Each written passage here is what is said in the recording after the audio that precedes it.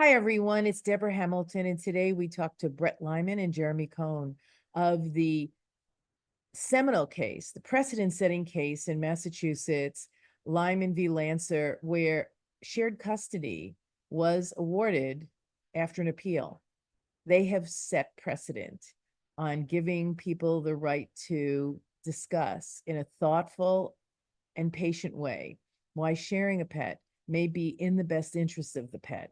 And now that we have 7 states that require judges to consider the best interests of pet, this case may be the bright line we all needed to have a considered discussion about what is really in the best interest of the pet. So let's go see what Jeremy and Brett and I talked about. It was incredible. Hi, I'm Deborah Hamilton. Welcome to my podcast, Why Do Pets Matter? 10 years ago, with my iPhone and a script, I recorded the first episode of the Ultimate Pet Resolution Summit, which chatted with experts about conflicts over animals. Our conversations were intimate, honest, and illustrated how disagreements over animals occur and how those disagreements can reshape people's lives and relationships. In November 2019, I started Why Do Pets Matter, a new podcast that continued these informative discussions. I'm so excited to have you here with me, continuing my exploration into a more meaningful conversation about why pets matter to all of us. My guests and I will share ideas, stories, and experiences straight from the heart, unscripted and holistic. From the bravest moments to the most brokenhearted, we will explore how to resolve disagreements over animals differently. One thing I know for sure is I want to have more meaningful conversations that will help all of us unlock that deeply felt human-animal bond that drives the emotions of conflict. Hi, everyone. Deborah Hamilton, and this is a long-awaited Why Do Pets Matter? I have been trying to get onto Jeremy Cohen's schedule because he has had one of the most illustrious careers in the dog litigation venue. His practice is Boston Dog Lawyers. He is the Boston Dog Lawyer. And I am so grateful that he has brought his client, Brett Lyman. The two of them made Massachusetts history in the courts by taking a shared pet question to appeal and really winning at the end of the day for the pet, which, you know, everyone, is what I always want to do. It's not about me. It's not about you. It's about them, the pets. So I'm so glad both of you are here. Jeremy, you've been a good friend for so many years. We have navigated this venue very often. And Brett, I'm so glad to meet you because I'm so glad that you took the time and had the fortitude and the patience to really work through this so that it was in the benefit of your dog. And I'd love to hear more about your dog. But of course, here at Why Do Pets Matter, we start with asking one first question. First, Jeremy, and then Brett. Jeremy, why do pets matter to you? I recently experienced a new component of that definition, that answer, because a couple weeks ago, my Maisie died. And she's our logo. She's in anytime there's an interview on TV or there's a newspaper article, there's Maisie's face. And it's just been devastating 2 weeks. But the reason pets matter is this. I decided to post about this. And the feedback and the people who I'd never have known, and the cards people have sent me from strangers, the people who are reaching out saying, here's how you're going to get through this, here's how we're going to get you through that. This is why pets matter. I'm communicating with people that if I didn't have this line of work, I never would have heard from them. I never would have known how great people can be in these times of just such devastation. In this case, Maisie matters because she's bringing me an understanding of how people get it and how people rally around the pet owner who's suffering. And you know what? I've been doing that, and I didn't realize how many other people are willing to do it. You don't have to be a lawyer or a professional to rally around and to know how to rally around the people who are hurting. So it's really amazed me how great people can be in these difficult times. And that's why, to me, suddenly pets matter for a different reason. I have to say that that is so beautifully put because I lost three pets in the last month. So it was, I know from where you come. I lost two older boys and an entire litter of puppies. So I received the same kind of outpouring of love from people because, of course, in the breeder world, that happens, and we all know how harsh that is to live through. Our girl is fine, thank God. But we lost the puppies, and then the two boys, they were older, but still never enough. My motto is I would never give up a moment of the adventure with them Mm. to Oh, that's miss this part right. because our lives, like you said, she's your logo, you see her every day, and you know what, she's there every day, she's there in your heart, she's there in the room, you'll hear her, you'll smell her, it it Right. is it is what keeps us going. I mean, people say I'll never get another dog, and I said, well, you're missing out on another kind of adventure. It's never the same, never the same.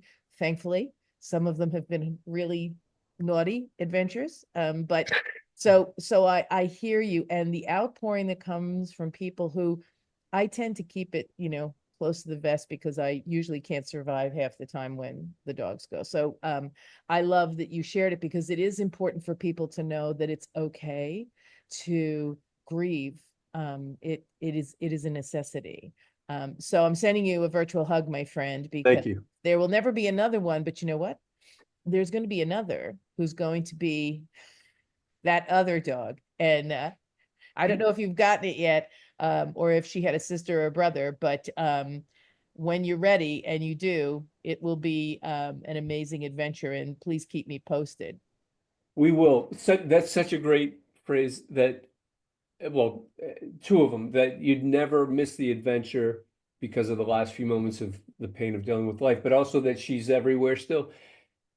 My wife and I have been going around fixing everything from over the last 12 years that Maisie bit, ruined, tore, and we're painting things, we're replacing rugs. Her fur is still everywhere.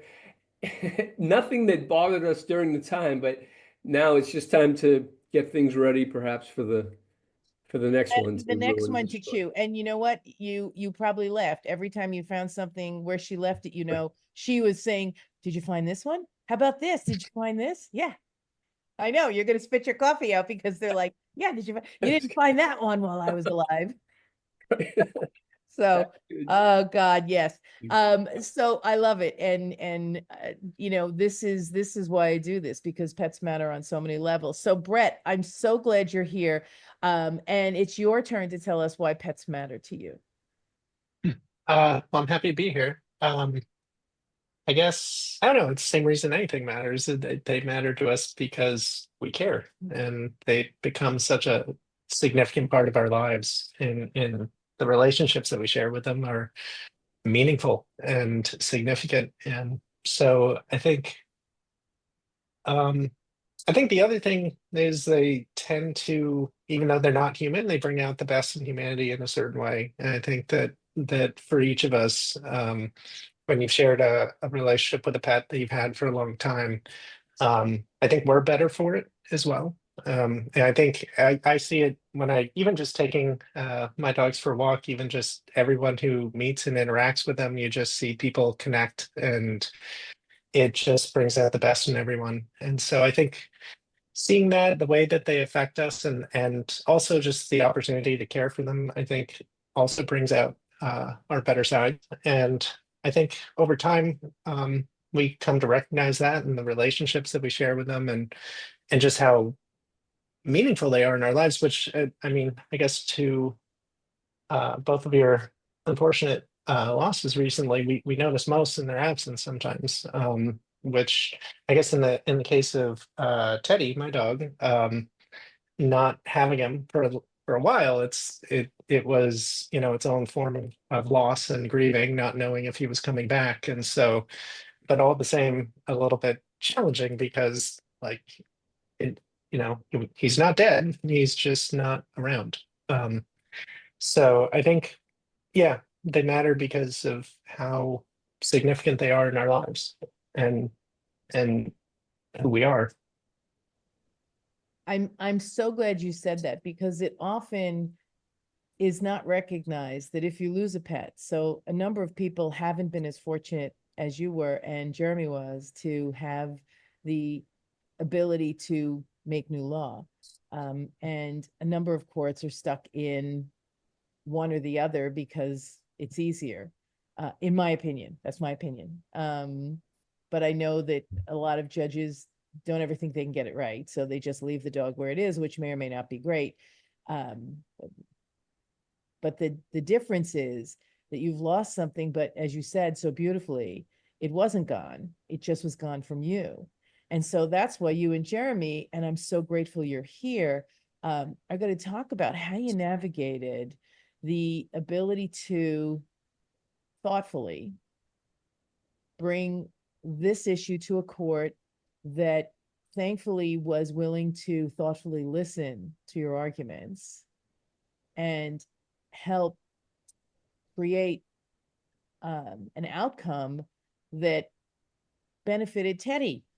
It didn't benefit just you, Brett, and it didn't benefit your ex. Just it benefited Teddy. So I'm going to start, if it's okay, Jeremy, with Brett to say, tell us sort of a short form of the story, and then navigating that difficult time without Teddy, and then navigating the time now with Teddy. Would that be okay, Jeremy? Oh, that'd be outstanding. Love to hear from Brett.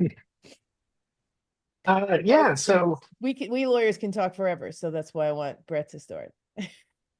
yeah, I guess I don't know how far back to go. But yeah, before we even got Teddy, I had my other Pomeranian who actually I've shared very amicably with the previous partner, and actually he was on when we before we got Ted. My other dog was on the first date, and so we always knew we wanted to get a full-time dog.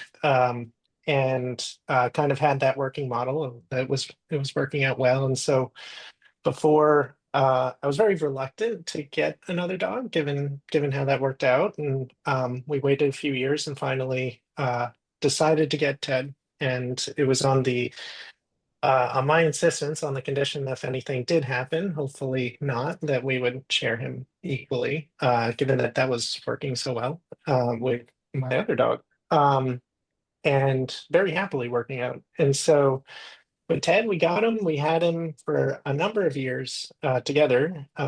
Very happily went to the puppy kindergarten and all that, and getting to care for him, which is just incredible. And he's a great, very easy dog. He's just amazing.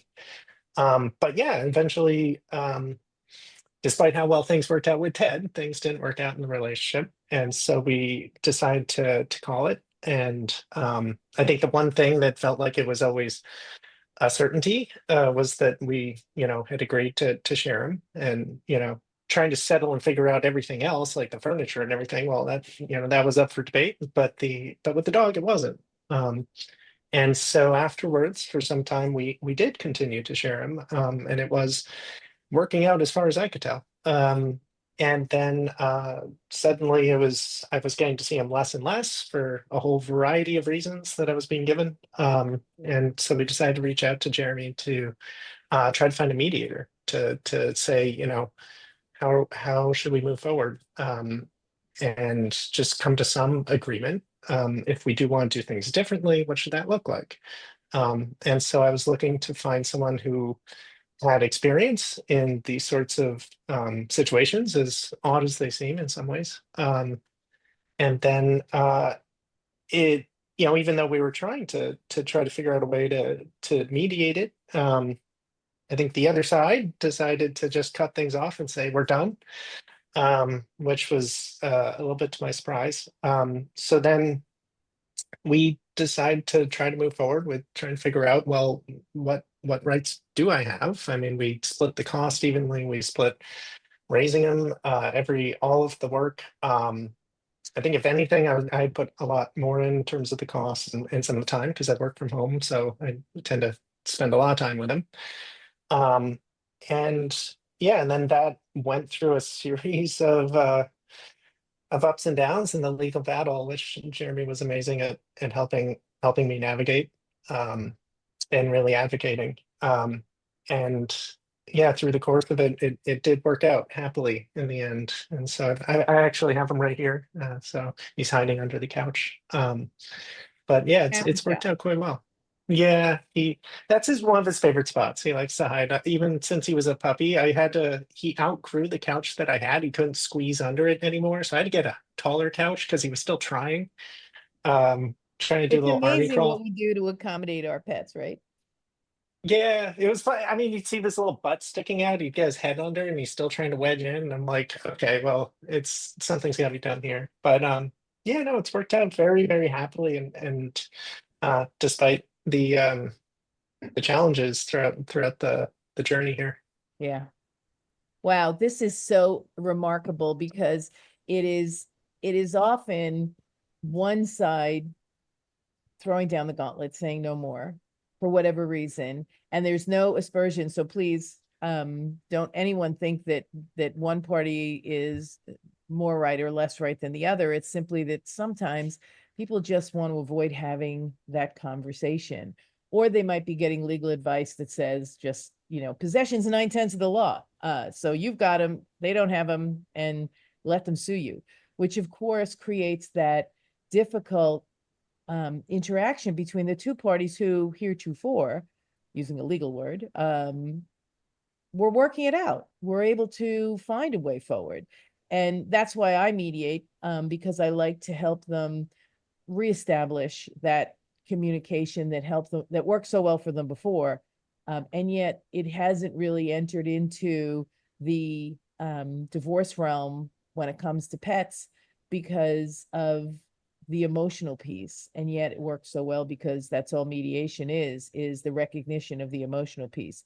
So then you called Jeremy, and Jeremy, you mind picking it up from there? I mean, this seems like the best facts you could ever have because they knew they shared that a dog was shared before they got a dog, and they knew they and agreed to share the dog. So these are like golden facts. Um, Looking back, they're golden facts. Right. But at the time, we didn't have a golden precedent. And You had so, no precedent. yeah, nothing. So, um, but what we had was Brett. And Brett is just, he's measured in his thoughts and he's measured in his expectations. And you started by saying that you two navigated thoughtfully how to bring the issue to the court and help create an outcome that benefited Teddy. Thoughtfully, that adverb is so important. And as lawyers, we can do it thoughtfully. That's how we do it. But most clients cannot do it thoughtfully. And so the reason this has worked, and it just made me think about what thoughtfully means, it's because Brett had the right amount of patience. Together, we had the right amount of planning, of pausing at times. Not that they're all P's, but in projecting for Brett the costs, the time, the counter arguments, what a loss would look like, what a win would look like. And this was years, at least 18 months of a process. And we won along the way and we lost along the way. But Brett gave us as lawyers the time we needed to think. And you don't bill for thinking. It's not down there for thinking, but we had to think about this and figure out how to present this so that the judges see certain things and that they see who Brett is. And he's somebody who's so reasonable. How could you look past our reasonableness? He was denied his dog for so long, but he's not looking to punish. And um, so that is what we had good facts, but we had the right client at the right time. And we always talked about this could be the Lyman case that people refer to, and to actually have it in place like that is just it's it's something that I I think about every single day. It's just such an amazing accomplishment for me as a lawyer, for Brett as a pet owner, and then as Brett as the face of all pet owners. And we talked about this legacy that he had the courage in the right amount of thoughtfulness to say, I'm not doing this just for me. And it's time we see a change in the law. And it to be on the other side of it now, it's everything we had hoped for has worked. And also we had planned for the worst along the way each time so that we kept everybody's expectations in check. And what Brett didn't do to us was pressure us. He knew we were working at it. He knew we were always thinking about it and talking about it. And he did his own research, and he gave us some great legal ideas along the way based off some cases that he found. And because what we needed was analogies, since there's no other case that recognizes the joint shared ownership of a pet among unmarried people that could be enforceable. We had to find analogies, and he was really helpful with that part of it. I have to say that it'll probably be the Lockman, Raymond v. Lockman Lovey versus the Lyman v. Teddy, because everyone knows Lovey who's done any sort of relationship. And that's where the judge said it should stay where it's known love and been loved. And that's great. And then what happens if something occurs and the person who's caring for the dog? I mean, I had this conversation with Judge Cooper, who is Travis v. Murray's judge. I said, great, taking the time to ask the questions, to have the parties bring in information for a day. And I know you just said it was 18 months, so a day is really not long enough, but that's a whole nother story. Being able to have the judges recognize that what's in the best interest of the pet is really to keep both people in the picture, because if something happens to one, then if you award the animal to one party and they lose their house, they lose their job, they unfortunately pass away, whatever, the dog might go to someone who the dog wouldn't necessarily choose. So tell me more, Jeremy, about how you approach that, because that was one of the most important pieces, I think, was that these people had shared the dog. The dog was living that life and thriving. And why not consider that the best interest of the pet might in fact be shared custody? It was a key point to get across, that I'm always saying that just because their relationship with each other changed doesn't mean that their relationship with their pet changed. But we acknowledged along the way that Ms. Lancer was a good owner. She did take good care of Teddy Bear. There was no doubt that she had accrued the same rights to possess, care for, and really, so the benefits and the burdens of owning Teddy Bear to the same extent Brett did. So that credibility and that recognition that she's an important part of Teddy Bear's life too, I just think it gave the judges this path to say, we can resolve this one. Like, we can make it so everybody gets what they're looking for here, and everybody gives something up, but everybody gets what they're looking for here, because Brett Lyman is saying, we get it. She should have half, but to have whole and to keep it from him is not right. So I just think in this day where you're trying to educate judges and get them to change their mindset about pets, it's the reasonableness is what is going to lead us there. The judge is open by asking me, why isn't this, it seems like you're trying to change the law. I said, well, and make pets, have More stand. than property. Yeah. And I said, well, we're not. I mean, we prepared for this question. We're not. We are not an animal rights law firm. We are pet owners' rights advocacy firm, because it would have been, it's too much to try to change everything at once. And so here, it was just logical. I think we led them through several things about showing them, the judges, you have permission to do this. And they even referenced it in their decision because of old contract law and old property law. You can just combine them with what is now a modern day argument that's happening. And it's just the right next natural step, which judges might know that, but might not have the courage to do that. And these judges did.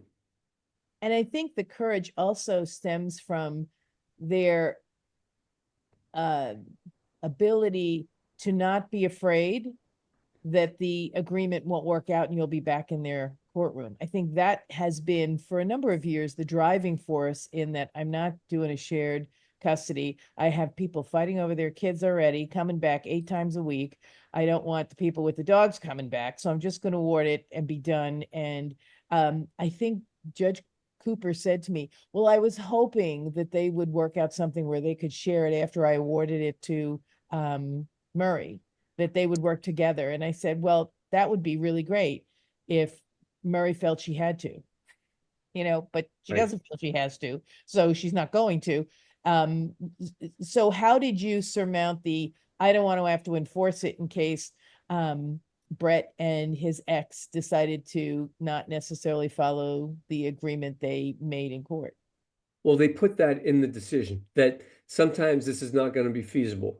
And so that's certainly a weakness. But one thing I said to the judges was, if you go to any of the courthouses in Massachusetts, probably around the country, there are days in multiple sessions devoted to debt collection. Okay, and credit card companies bringing people in, and you have to sit through those in order to get your cases heard. And I used to be a debt collection attorney before all of this. I know what a waste of time it is. I know that only 5% of the people are going to make payments. I know that there's going to be a million excuses, and it's just moving things around, making no difference in anybody's life. I know we need debt collection to keep the economy more secure, so people know if they owe money, they're going to be held accountable. But the amount of wasted days and times and effort, you can't tell me that having a discussion in court, an argument about a pet, is going to actually be less important than the thousands of debt collection cases that are heard on a weekly basis in Massachusetts. I will not accept that. And I clearly not can't now, accept that. Jeremy. Not now, Right. with pets being such a part of the human-animal bond.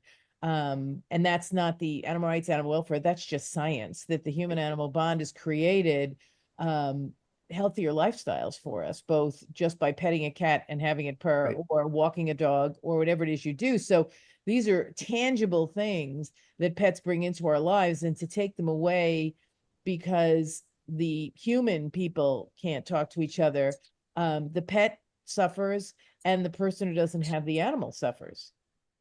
Exactly, exactly. And you only have 15 minutes to argue, but another point that I was making was having this in place now, I think, is making less and less people call us. I really believe that because this is in place, that people who want to do what Lancer did here and say, I'm just keeping the dog myself, might then go to an attorney and who might say, yeah, but you're supposed to be sharing it. And so perhaps people are thinking twice about, oh, they do have, my ex-partner does have rights now. So I argued in the sense that we are going to keep less of these from coming to court because people will know it's enforceable and this is what you engaged in. So don't think the court is going to suddenly stand behind you.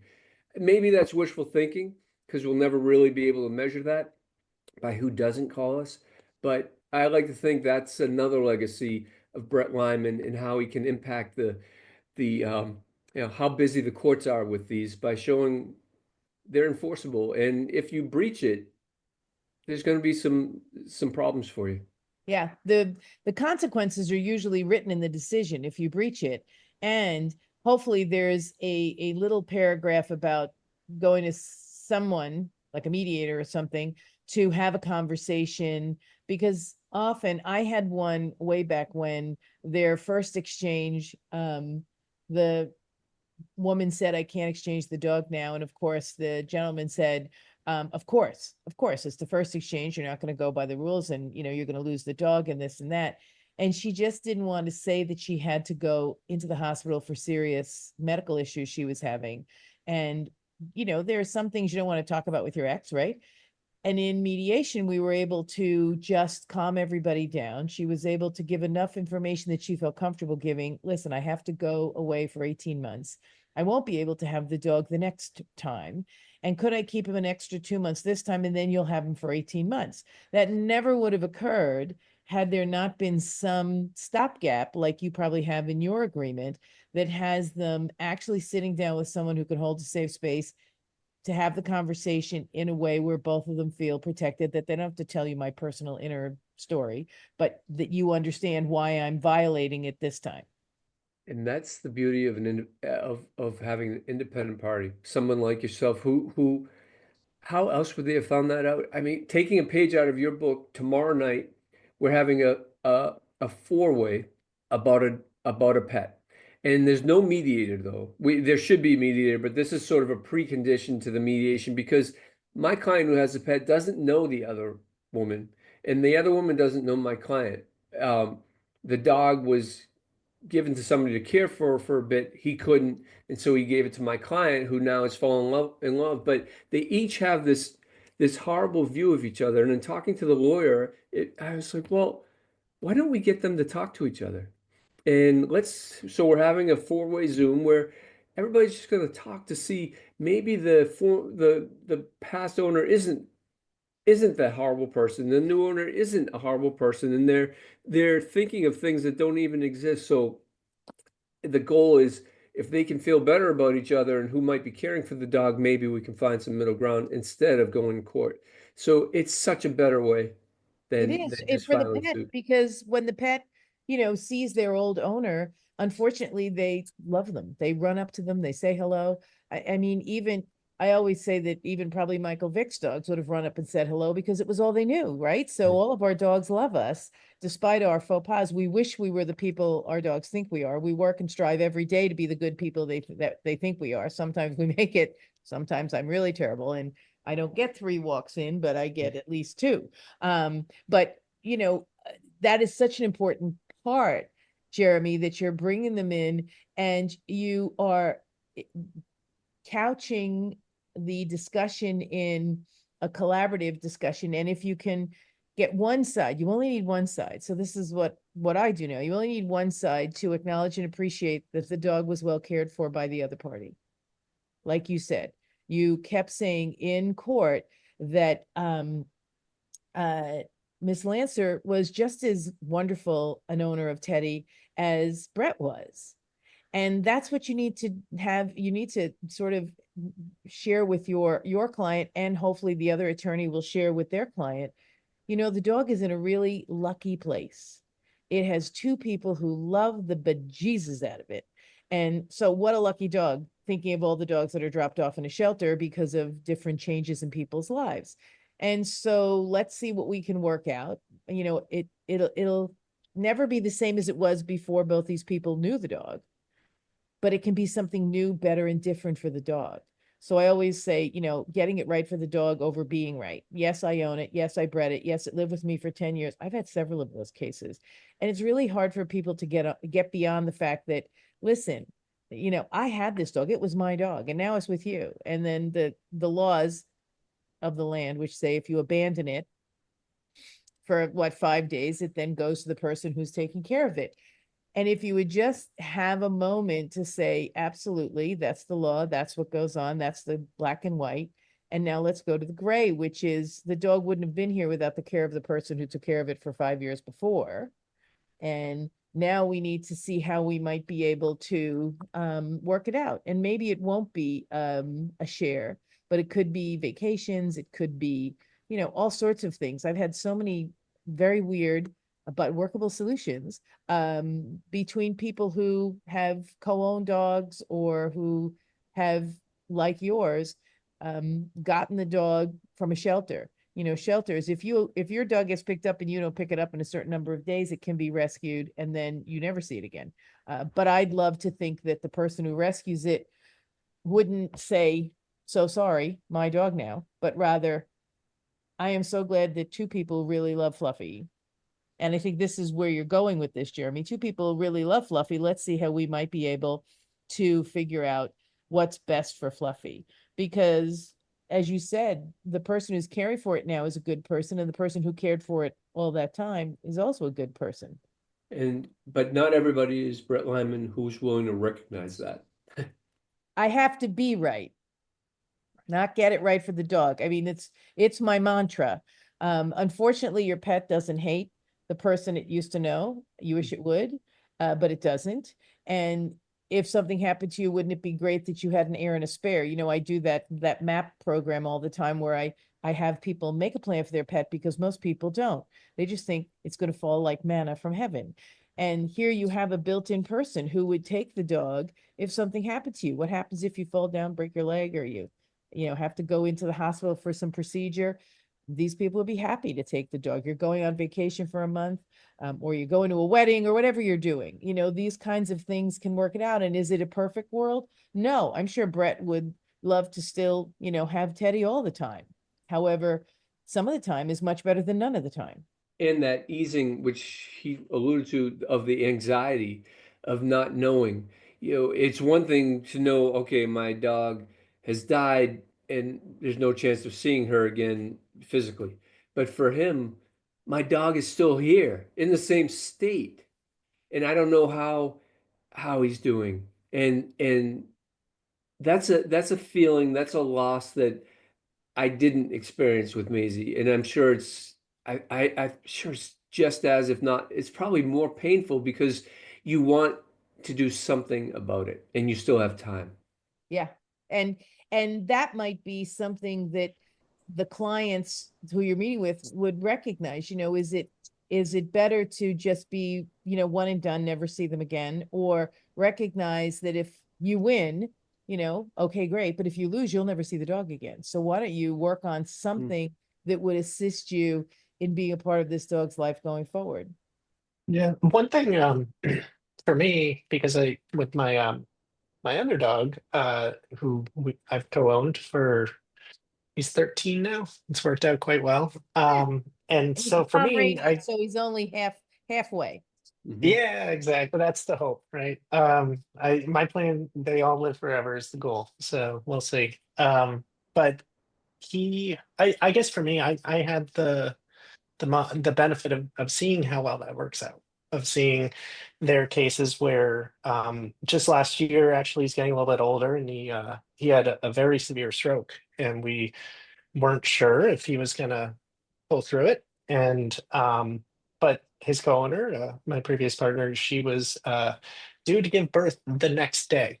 Um, and the vet was telling us, like, we're not sure if uh, if he's going to pull through this, or what we need to do. And we found there's a specialty vet out here that's quite good. They had a specialist in, I guess, was it a pulmonary specialist?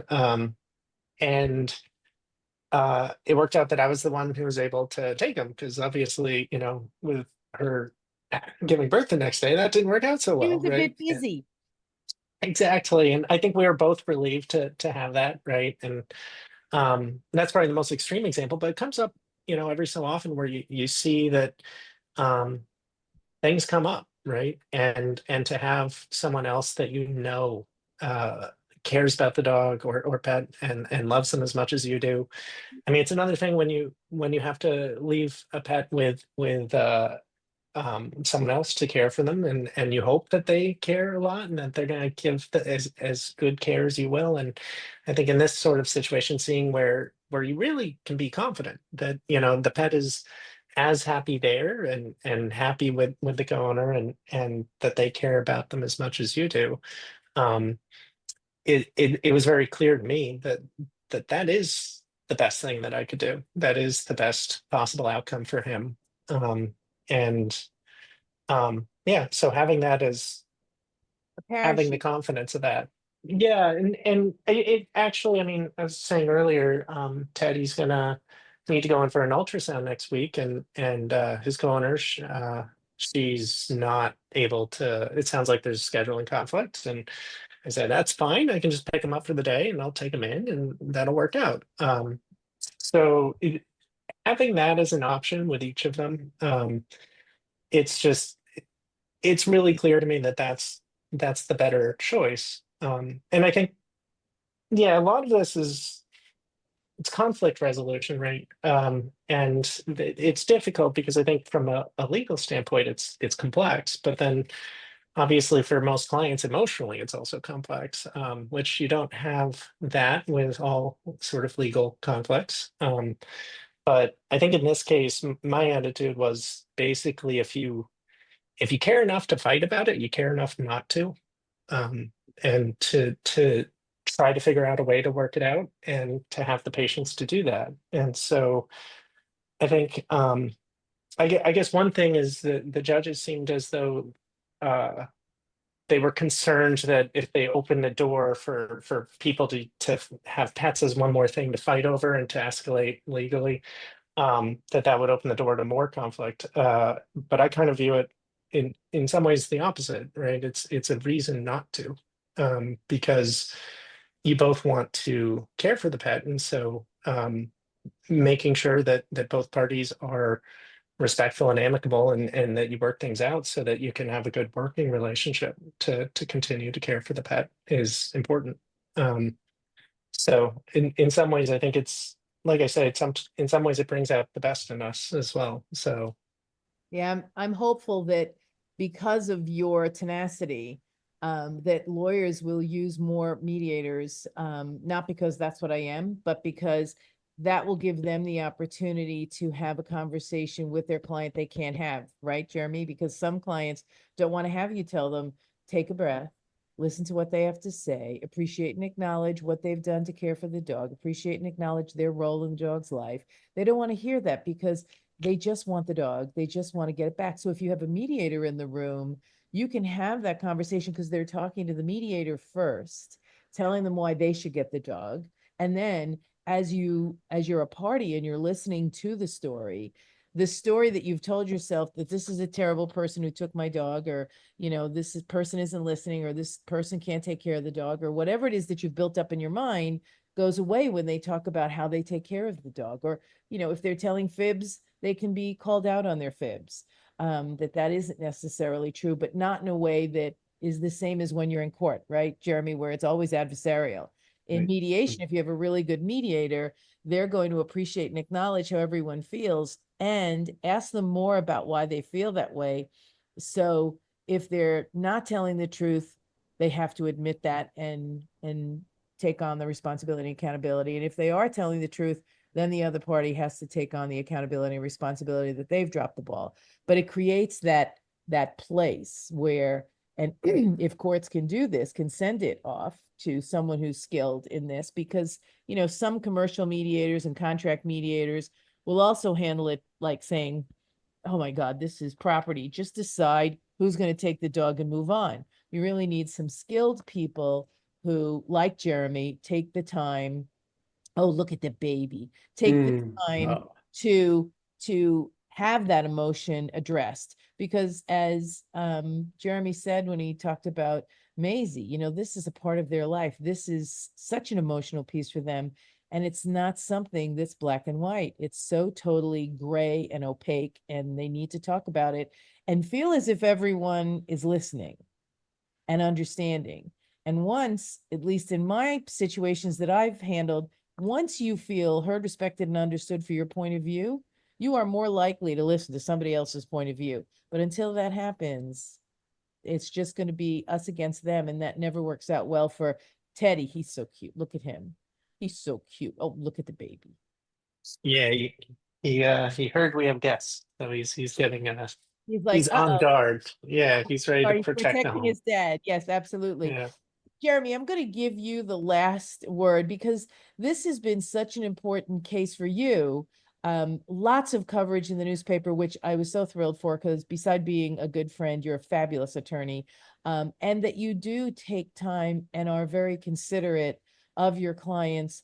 And as you said, which is so amazing, Brett was such a great client to have because he gave you the time to build the case, to make the story, to tell the story, and to have the court understand the story, which is why it turned out the way it did.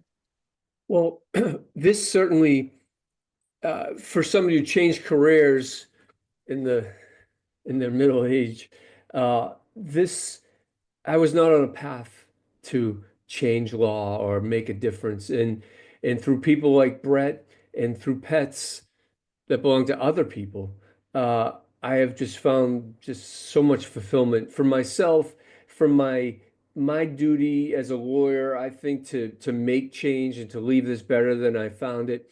And I know from the enthusiasm from winning this case, I believe that the judges opened some other doors through their decision that there's another Brett Lyman out there. Maybe it's a pet custody case, maybe it's a veterinary malpractice case, maybe it's an emotional support animal case, but there's another client out there through whom we are going to make positive change for pets and their owners. And I would just tell the appeals court, we're coming. Yeah, absolutely. Because if we are going to really recognize the value of the human animal bond, we need to recognize that pets are much more than property. And they now in 7 states have a little more oomph, because judges are required to consider their best interests. And I think that if that's the case, we need to help judges know how to foster in the attorneys representing the clients what you did here, to educate them and to help them make the best decision for the parties, not necessarily just take an hour, hear what somebody has to say, and decide. I mean, that's why I don't arbitrate, because I don't think I know what's best for someone. But I do think that clearly I need to know all the information. It's such a benefit, the show that you have for me. I have 5 pages of notes from things you said during the last, and Brett said during the last 45 minutes. Thank you for doing what you do. And Well, it's a great outlet for me to be able to share the good times and the absolutely. bad.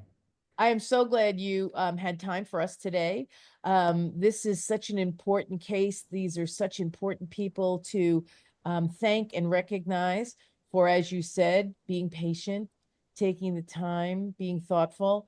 I always say, if you watch the way your pets treat you and live their lives with you, we wouldn't have any litigation, because really they don't fight very much. And when they do, they figure it out pretty quick because nobody wants to get hurt. I wish as humans, we would do the same thing. What a valid point. Yeah. Just follow what your dog would do. Just, that adage of, I wish I was the person my dog thought I was. Let's try to bring that forward a little bit more, because if you asked your dog, unfortunately, they don't hate your ex. Unfortunately, they don't hate the person who might have taken care of them and didn't know they were your dog or whatever. Recognize that and then try to work it out, because really just keep it focused on the animal, which, that means getting it right over being right. So I'm so grateful both of you are here. What a wonderful Why Do Pets Matter podcast. You have just elevated it to such a high degree, but of course, Jeremy, you always do. And I love you so much. Brett, it was a pleasure meeting you. Please kiss Teddy for me. Send me pictures of the new pet when you get it, so I can add it to my array of animals that I have. And if you have any pictures you want to share, Brett, send them to me, because I take a release so that I can use them in my PowerPoints. But I love you both. Thank you both for being here. This is Deborah Hamilton. This was Why Do Pets Matter? And I'm so grateful that I'm here helping people love their pets fully. Take care.